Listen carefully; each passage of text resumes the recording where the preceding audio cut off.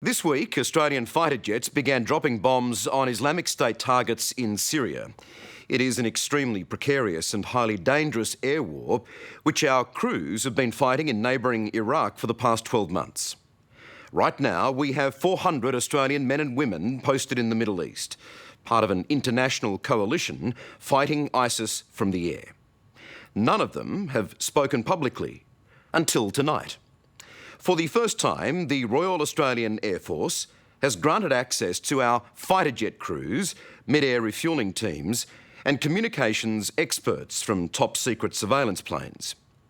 It's a rare insight and a first-hand account of the war against ISIS, which comes with significant personal risk, the possibility of capture if they crash, and from mad militants back at home, which is why we've agreed not to use their surnames.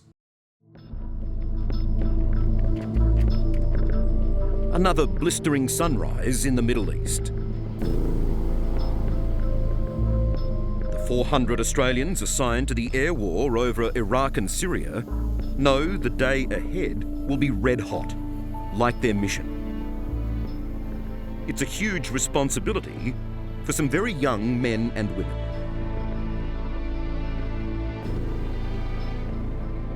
It's very, very precise targeting onto precise locations only to take out the minimal amount we need to take out Daesh out of the fight.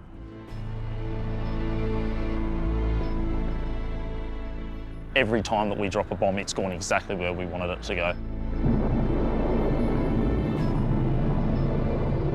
Tonight, the inside story of the air war from those in the thick of it. The weapons systems officer. The longest mission I flew was 9.7 hours, which is a really long time. The avionics technicians. It was pretty harsh. Harsh conditions, it was pretty full on. So a lot of heat, a lot of dust, a lot of noise.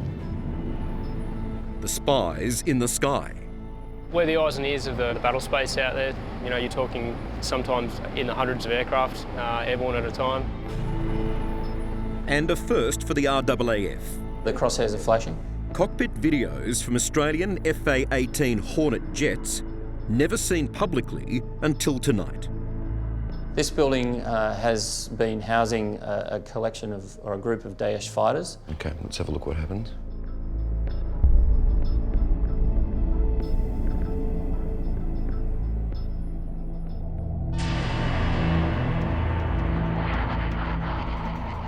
The mission against ISIS, or Daesh, began nearly a year ago, when the government scrambled the Air Force with just 7 days' notice. Since then, our fighter jets have flown over 700 sorties in Iraq. The pilot behind the helmet is 26-year-old Michael from the Northern Territory. This is him in action.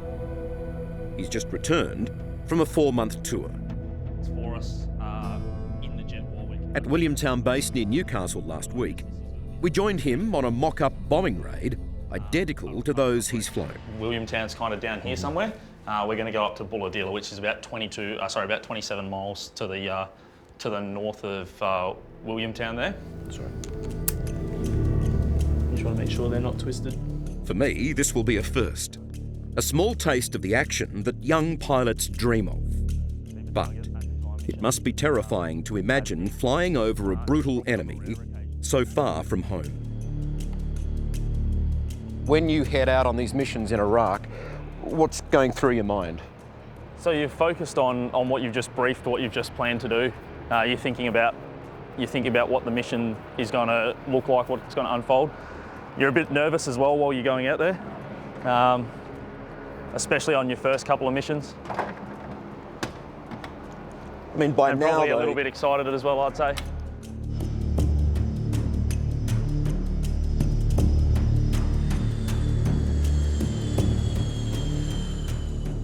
Michael's not allowed to say where the Australian jets are based in the Mid-East.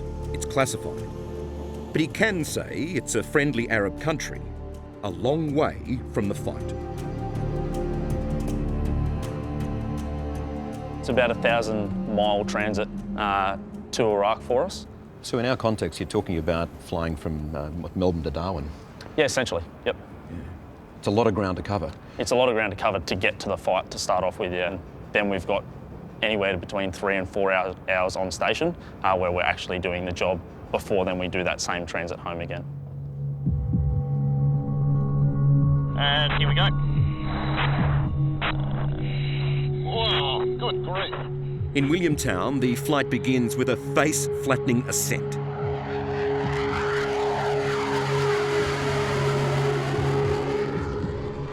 Buckshot 5-1. And soon, we're into our mission. Insurgents have been conducting executions of local nationals at a checkpoint. What strikes me are the demands on the pilot. Yeah, this is going a lot thicker. Buckshot 5-1. The game plan is a shooter-shooter. Everyone's talking at once. Wingman, other aircraft, control towers, and friendly forces on the ground. Require bomb on target, 1 by GBE-12 level 8. Filling the headphones are target coordinates, frequencies, and missile codes. Get my weapons. Buckshot 5-1, game plan. While he's flying, Michael constantly takes down targeting data in a logbook strapped on his knee. Enemy vehicle-borne IED. It's deliberately stressful, of course, so pilots don't crack under pressure when it's the real thing. And for Michael, this training serves him well when he's airborne in Iraq. Can you see, as we see in imagery, convoys of vehicles with the black flags? When the conflict first kicked off, that's how they were operating. Nowadays, they're a lot smarter. They've learnt how to disguise themselves so they're not seen by the air. They've stolen so much Iraqi army equipment. How do you distinguish between who is Daesh or ISIS and legitimate Iraqi army on the ground? And it can be quite difficult at times, you know, when they're operating exactly the same vehicles in close proximity to each other, it can be quite difficult to know that that vehicle's friendly and that one's Daesh, for example. Because they're identical looking vehicles? That's what a lot of our effort goes into, is discerning who's who before we even begin starting to target anyone there.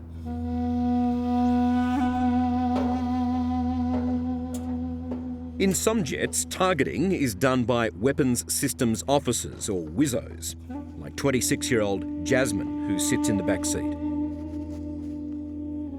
Remarkably, one of our pilots captured this bomb release on his GoPro, and it shows exactly what Jasmine does. Arming and skillfully guiding the bombs, either with GPS coordinates or a laser beam. Making sure that I have the right laser code is the most important of all for the laser-guided bombs, making sure it's hitting at the right angles, speeds and that sort of thing. Say weapon ready to my pilot, he'll press the button and off it'll go.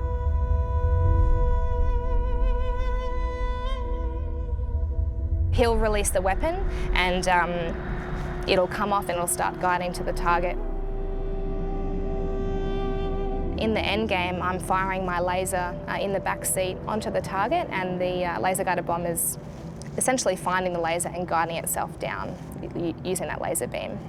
So you're coordinating it all the way down to the strike? Yeah. That's a hell of a strike there. That's 2,000-pound weapons impacting a very large building, so you can see 4 bombs into that building.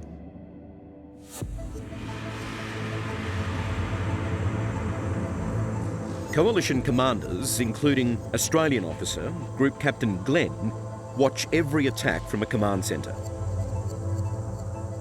What he's showing us today are Australian bombs being dropped on Islamic State targets in Iraq. Cockpit camera vision from the Hornets, declassified for our story, so we can understand the air war. Let's see what happens. Now, at this stage, the missile's deployed? Yes, about 40 seconds prior to the impact, the weapon's released. There it is. That's the first of several. So what we're seeing, the Australian public for the first time, is that mission to disrupt and degrade ISIS in Iraq. Absolutely. And you can see that the effects that we can achieve there with tailored weapon solutions, precision, advanced weapons, and that gives us a high degree of confidence that we're not going to harm anyone we don't want to. Since the air war started, the enemy has gone into hiding in factories and homes. They'll build bunkers underneath them, trenches through them, and holes in the roof that they can fire mortars out of. They'll fire heavy machine guns from the living room, knock out all the doors and windows, and they really destroy the building and turn it into effectively a fighting bunker. Like rats in a nest, aren't they? It is, yeah. And the effect is here. Bang. And you can see, as a result of this, that mortar position has been removed, so we've destroyed the mortar. But the building's there and it's intact, so we've tailored the weapon selection and the fusing such that we limit the effect. The altitude of our fighter jets over Iraq remains classified, but they stay over the target just long enough to confirm a direct hit. Shot 5-1, westerly attack. So intense ROE. Instantaneous either end of the building. I want that building completely levelled. Maple 5-1, you're due to roll in as required. Notice Raven is north of the target area, 3000.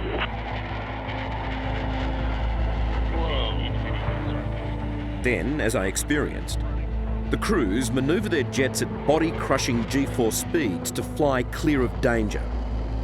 So in the theatre right now, while I'm down low, I'm actually quite worried about any threats, either guns or any other surface-to-air systems. Maple 1-6 visual. And low on fuel, they reconnect air-to-air with the Australian KC-30 refuelling tanker. 1-2, offload 8.8. Go next long left. Are you mindful of the risk that if you did happen to go down over that enemy territory, the consequences are horrific? They are. If something was to happen and you hit the ground, you're prepared for that, because at the end of the day, you don't want to end up captured by Daesh. That's probably the worst scenario that you've got.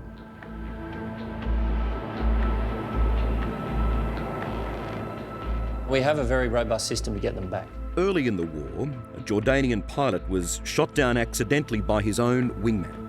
He ejected and was captured, placed in a cage and burned alive. Does that remind you of who the enemy is here?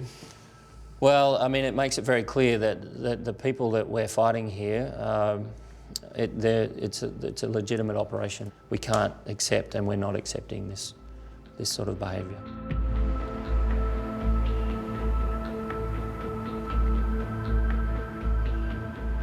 One of the vital parts of the air war operation is this plane. It's the E-7A, commonly known as the Wedgetail. But it is so much more than a plane. That distinctive fin up there is one of the most sophisticated military radars, and it is critical to the mission in Iraq. Clear to operate Romeo 639 Alpha through Delta, high shoes 50,000. The radar's working really well. How crucial is this aircraft to our fighter jet crews who are flying in Iraq? Those guys need that information that we provide to be able to execute the mission. This is the first time cameras have been allowed inside the high-tech Wedgetails. This is a top secret plane. I'm guessing there's more that you can't tell me about it than you actually can tell me. Yeah. Give it a go though. Command and control. So we're kind of that central communications node. The Wedgetail is the spy in the sky with a crew of communications experts. There's a saying in the RAAF, no comms, no bombs. On a normal day, they're airborne for around 16 hours, constantly relaying intelligence between the ground and coalition fighter jets. Before it gets to us in the cockpit, it's normally vetted by a number of people along the way. So a target doesn't just arrive to us in the cockpit and we're the first line to make a decision. With such a wealth of battlefield data in a politically sensitive war, every attack requires multiple approvals, first by the Iraqis and also the coalition commanders. Urgent orders can take a long time to filter through to the fighters. All this time, crewmen like squadron leader Jeremy are circling with their trigger fingers poised. We can spend hours watching a target and developing it to be 100% sure that that is something we want to do. There were quite a few flights where we had to wait for this information for hours, possibly, and we just had to do that. And that's you in the air waiting. That's right. For the absolute right orders, the absolute right intelligence. That's right. But we might be waiting for them to move, to the other side of a building or away from this certain town. And yeah, sometimes it might take hours for that to happen.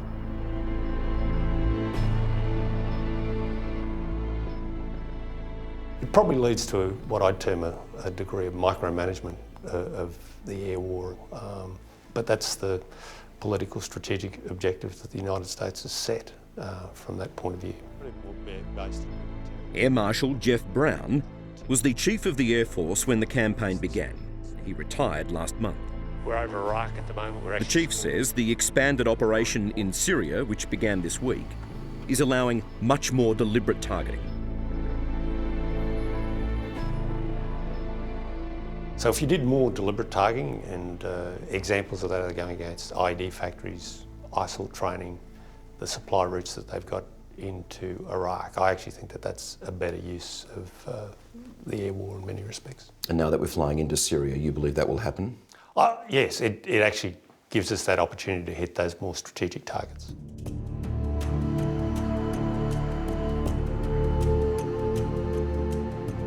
Back over Williamtown, our battle simulation comes to an end. My legs are completely like jelly. I don't know how you do that. The pressure on the body is just extraordinary. Yeah, you must get used to it after that. a while. Yeah, you do. You get conditioned to it. This was just 2 hours in the air. A breeze compared to the 9-hour marathon missions our Hornet crews are flying over Iraq. Michael, for one, can't wait to return to the fight. We find it hard to gauge whether this has been successful or not. Do you believe that we are being successful with these airstrikes? It's a long-term conflict. It's not something that we're going to see instant success overnight. I think you do see successes all across Iraq. And I guess that is heartening to know that it's going to be a long-term conflict, but we are slowly chipping away at the problem there.